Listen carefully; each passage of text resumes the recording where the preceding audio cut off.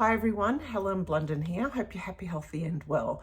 It's time for a new book review today where I share some of my life lessons out of books that I have been reading. Now, this one was a book that was recommended to me by my good friend. She knew exactly the type of book that I would love, and sure enough, I did. It is Benjamin Labatut's The Maniac, and it was published in 2023. He's written a couple of books. He's a Chilean author, and this book, I would say, would be one of the best books that I have read in 2025 so far, simply because it was so thought-provoking. If you're after a book that makes you think long and hard about what is being written and how it aligns to society nowadays, then this book is for you. If you like reading about science, about mathematics, about artificial intelligence, and about genius, then definitely check this book out. Even if you don't like these particular themes, don't think that it is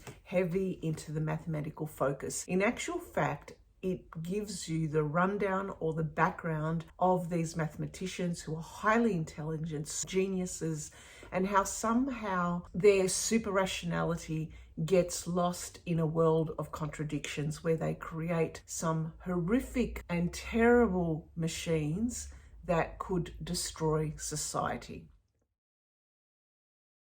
If you're thinking you're going to read a novel with a plot, characters, with some interesting stories in between, it's fictionalized, it's not that. It is a way where the author enabled us to kind of get involved in the story ourselves by presenting vignettes and interviews of other people about that scientist. The book is split into, let's just talk three grand parts. The first part is a story of Paul Reft, who is a scientist, a mathematician, physicist, and he goes a bit nutty. And he goes a bit nutty because he was a theoretical physicist, but then in comes quantum mechanics, which is the mechanics of the things that are unseen in the worlds of protons, neutrons, and electrons. It threw his whole worldview into chaos, into disarray, to the point that he said, well, what's the point? I've just spent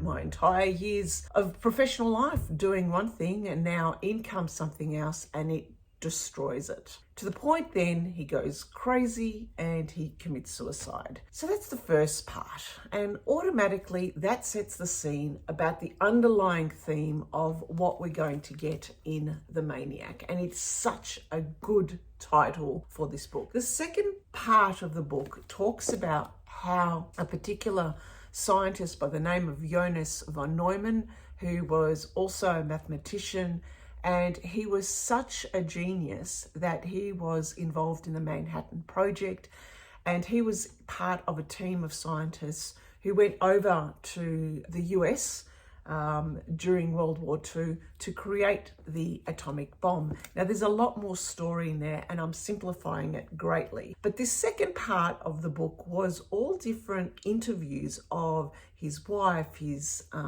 daughter, fellow mathematicians as well. And it gave us a picture of what von Neumann was like. And you can imagine him as being somewhat of a mad scientist, utterly genius, but completely devoid of empathy, because to him the world was extremely rational, all based on logic and reason. And I would say he was a narcissist as well, simply because he also took from other scientists to feed his Maniac computer. And he had built this computer called Maniac, which stands for the Mathematical Analyzer Numerical Integrator Computer, or Maniac.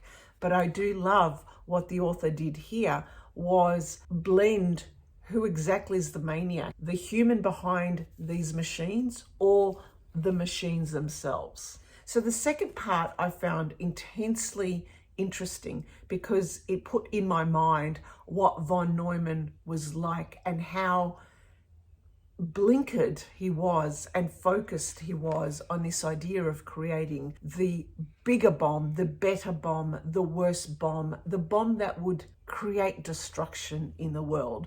From the atomic bomb, it became the H bomb, it became the fission bomb. But he then reaches a point down the track a lot later in life where he starts to lose it. He sees the terrible, terrible things that can be done to destroy humanity in a surprising twist, but not ultimately surprising to me, because I've heard this, that in times where at the end of our lives, where we think back and reflect on our lives, that we then turn to something a little bit above ourselves, a little bit more spiritual, religious. At the end of his life, he had returned to those roots of religion for him, which seemed very strange and illogical to his daughter, because he was always known as someone who was supremely rational, reasonable, logical, and did not even think about the spirituality element of this world. Third part was a lot more based on non-fiction. So it read like an article of sorts, where we learn about Demis Hassabis, who was the creator of AlphaGo. He loved Go as he grew up, and he too was also a genius. But in his adult years, he created the AlphaGo machine that then was pitted against the Korean Go expert Lee Sedol. Over some games, Lee Sedol, the human, lost to the machine. And AlphaGo now has morphed into something, well, no human can beat it, and it's called AlphaZero. AlphaZero is the machine that is continually self-learning, and it can pump in all these millions of games, and it is continually learning to the point that no human can beat it. Each of these stories really showed us the height of genius that is in humans, and how they can get this godlike status of being able to think they can understand the world and try to understand the world and try and make up some kind of formula or reasoning around how to explain the world, and yet it defies them. Somehow the machine, the Maniac, becomes bigger than Ben-Hur for them, to the point that what they see for the future is, well, they don't see a future for humanity. So it made you think that here were these super genius people trying to understand all the contradictions and the uncertainties and the problems in the world, to try and wrangle some kind of formula to it or some kind of understanding to it, without actually thinking, well, this is the way the world is. It is meant to be contradictory.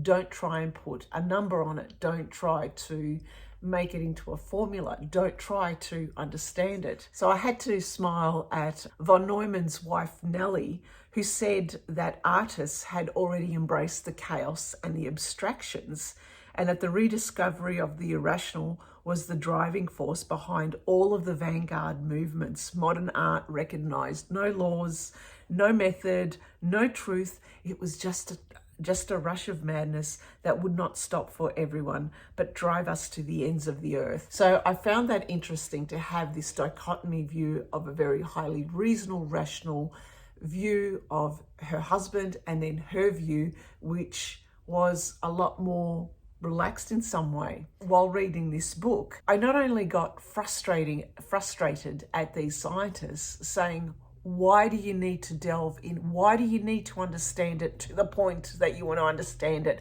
and then destroy all the sanctity and the beauty and the uncertainty and the chaos of this world? Let us make our own decision from it. What in actual fact, what they were doing were creating these machines. They were ultimately self-learning. They were ultimately building upon themselves. They will ultimately destroy humanity, destroy the beauty of everything that we know today.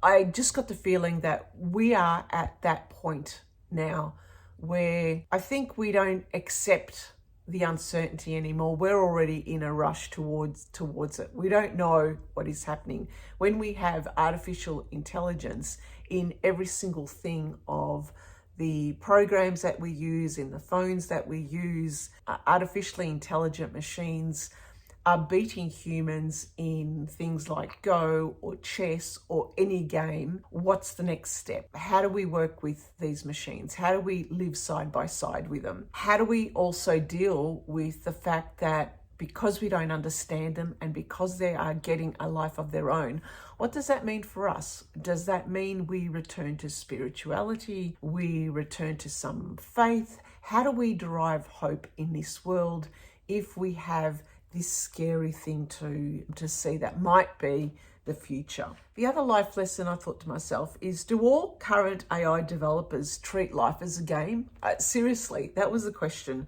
To what end? Why? Why do they need to ultimately win that game? Why do they want to build machines to beat humans? I just don't understand that. When I was reading this book, I ultimately had this image in my mind, and I'll show you what that image is because I drew it out. You know what that image is. Yin and yang, balance. Why can't we have this balance? Yes, we have on one side rationality, reason, logic, explanations, order, and on the other, we have chaos, we have spirit, abstraction, we have conceptual. Why can't there be a balance between them? With each of these stories, we saw how the ever-evolving technology, it became worse and worse. So it started from theoretical physicists, it went to quantum mechanics, from quantum mechanics, it went into supercomputers, from supercomputers, we went into artificial intelligence. What comes next? One of the other things I keep thinking about was the other scientist by the name of Barricelli. Barricelli was Italian and he worked with von Neumann, but they had completely, I would say, opposite views. While von Neumann was all about the rationality, the reason, the logic, the Maniac computer, feeding his computer with information so he could get to understand and make a bigger and better bomb, we had Barricelli on the other hand, who was more about biological systems, about symbiosis, about organisms who, rather than compete with each other, instead collaborate, grow and evolve in their own way. But ultimately he thought they end up becoming a parasites. But let's leave that bit aside. What I liked was this dichotomy again, the yin and the yang between von Neumann and Barricelli. While reading about Barricelli, I was reminded of that game, The Last of Us, where in The Last of Us, there is a spore, like a mushroom that overtakes the world and it overtakes humans as well. And I thought to myself, well, maybe that's another thing. Nature also has a destructive element. When left alone, nature will also destroy. So in some way, again, I thought about the yin and yang and the balance that while reading this book, it kept flipping and flopping to each side in my head. When we have genius, we have people who are ultra smart. But then when push comes to shove, when their mortality is right in front of them, that's when they'll start to revert back to their religion, back to their ultimately what they grew up with and what they knew, their spirituality, their religion, something to give them hope. And I found that quite a fascinating idea. I'd like to leave it there now. It is a fascinating book and it is one that I think you should read. Let me know what your thoughts are. It reminded me of a video that I'd seen on YouTube some time ago, and it was called Humans Need Not Apply. And it talked about the evolution of horses, how horses in the past were our methods of transport. They were everywhere. We used them a lot. But then once machines came into the industrial age, horses then went out to pasture. We didn't need them so much. I'm beginning to think in this future world, maybe humans need not apply anymore. It'll be the machines that might take over. Hope I don't go mad. No, I don't think so. I actually quite like the beauty of this world, despite the horrors that is in this world. Anyway, thank you for listening and thank you for watching. Bye. Oh, I thought I might add something. As I'm just taking out all these little markers, which is what I usually do at the end of reading the book, because then I need to return it to the library, I started to remember something else that this book brought up for me. All these scientists, once they were faced with a bigger machine, a better machine, a machine that really threw into chaos everything that they had worked for, everything that they had studied, threw it into disarray and chaos. They went mad. I thought to myself, I had my went mad moment too. Just before COVID, you may not be aware that I used to work in the corporate world. My background was in the area of adult learning, and in particular professional learning, where I was helping people learn, grow and connect with people all around the world using social and virtual technologies. I was someone who used social media back in the day when social media was good, before the day of the bots, the trolls, the spammers, the vitriol that was online, where social media was all about building communities and connecting with people and building knowledge networks where you could learn things from other people and share information and reciprocate and collaborate and create online communities for creating and solving problems. Then something happened and social media came very different, and that's when I had to face my own demons about a few years ago. And I've also mentioned this in this YouTube channel if you want to go back and explore what video where I talked about how I basically slammed that door shut on all my social media accounts. For someone who had been sharing and showing her life and her work, her processes of her work, how she learned, what she did online, I turned it all off. I had that moment of truth, and I guess I didn't go mad, but I certainly slammed that door. Not only did I slam that door shut to social media, I had basically slammed the door shut on my whole network of people who I'd connected with overseas, everywhere. I now didn't have a conduit anymore, a channel to be able to tap into them anymore, because they had scattered and gone all over social media. But since that time, post-COVID, what have we seen? We've seen the build-up of artificial intelligence. And now, even though I'm not in the field anymore, I do know that many of my peers back then are also now exploring artificial intelligence and trying to integrate that into their own level of expertise or the skill set that they would have had previously, or their profession that they had previously. They're now thinking of ways of how AI could help support them so that they can also remain relevant. It's really interesting that it's taken us now that I see AI to a point of crossroads. I took the crossroad where I basically slammed the door shut. I didn't want anything to do with it because I saw that social media was morphing into something completely different, and I couldn't meld what I was talking about with this idea of how social media is today. At the same time, I have something I feel and I haven't really thought about quite strongly, and I need to mull it over, is this impact of artificial intelligence. How do I, as someone who espouses learning and development, of personal growth, of being able to connect, learn and grow with people out there by creating communities, collaboration, how do I meld that with artificial intelligence? It seems the two messages just don't compute. That is the reason why in this book I love this concept of Baricelli versus von Neumann, because I thought to myself, that is exactly the type of choice that I made in my own career.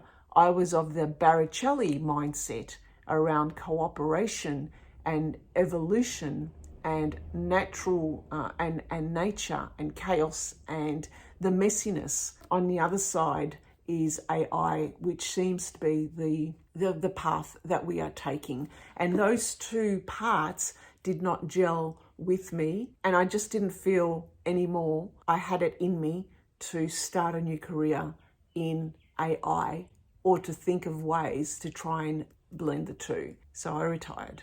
I had my moment of madness. And you know what? I'm more than happy that I did. Thank you for listening, and thank you for watching. Bye for now.